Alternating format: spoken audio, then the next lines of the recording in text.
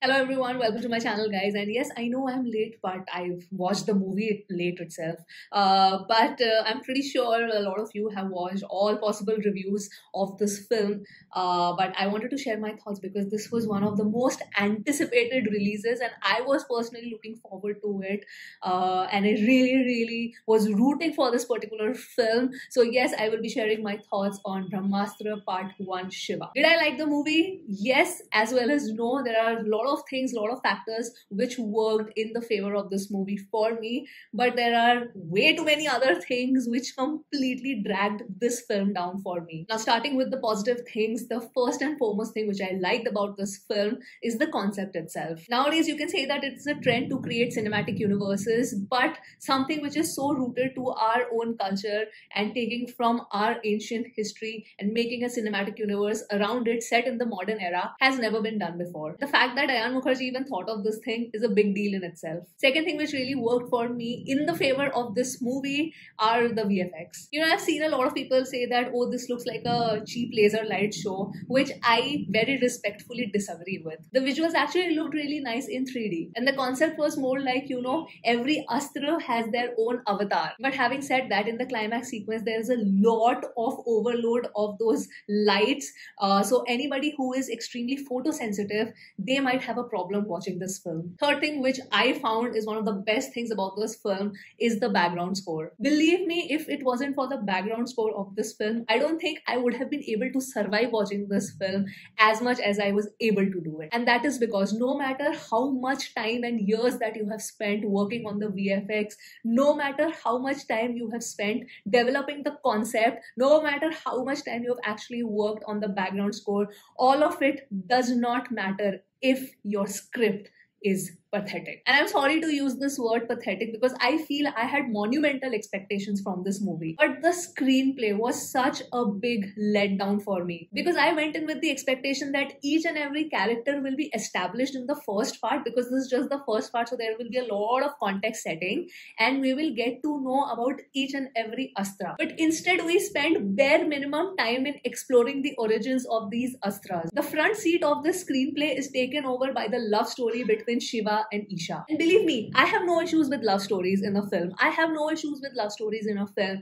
But then the love story itself has to be believable. If I cannot feel the lead pair's chemistry, if I cannot feel the love between the two lead pairs, and if it feels forced, then I am not going to root for these characters. And this is exactly what happened in this film for me personally. Like from the get-go, I could neither root for Isha nor for Shiva. Believe it or not, I was more interested in Dev and Amrita's backstory, which I think is going to be the highlight point for the second film. The way the couple meets and how Isha just completely surrenders herself to Shiva, I just could not believe it. Like, you've barely met the guy and you've completely fallen head over heels for this guy and you're ready to risk your own life for him. I understand that the director probably wanted to show love at first sight and how strong their connection is, but he failed to do that. And the biggest reason for this failure are the dialogues. I'm sorry, if you keep dialogues like Isha mera button hai, I am not going to feel the eternal love that you want me to feel for this couple. And if Ayan thought that giving such dialogues will make it more connected to the Gen Z audience,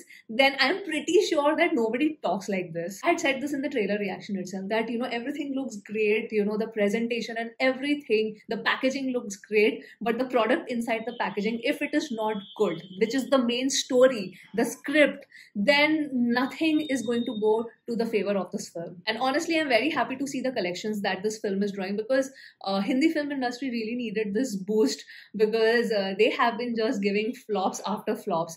But the point is that even if this movie earns back all its money, it, you know, goes into a profit, I am worried that Ayan Mukherjee will get this idea that, oh, everything worked in the favor of this film and I probably, you know, narrated a great story, which is absolutely not the case because it's not a great story. It could have been, but it is really a missed opportunity and a very average story at its best. Highlight point for this movie were Shah Rukh Khan's cameo and Nagarjuna's cameo. And after these two people were out of the picture, the script and the story completely went downhill. I really couldn't feel like Amitabh Bachchan's impact or his demeanor as the, guru. For me, he was just Amitabh Bachchan acting out a role. And oh my god, what was up with Alia Bhatt's acting? Like, what was with that dialogue delivery? Like, how much ever I appreciated her in Gangubai, everything got negated with her role as Isha. Because out of all the dialogues she was given, 50% of the time was spent just saying Shiva. And then Ranbir Kapoor, one of the finest actors of our generation, but he did his best. I could see that,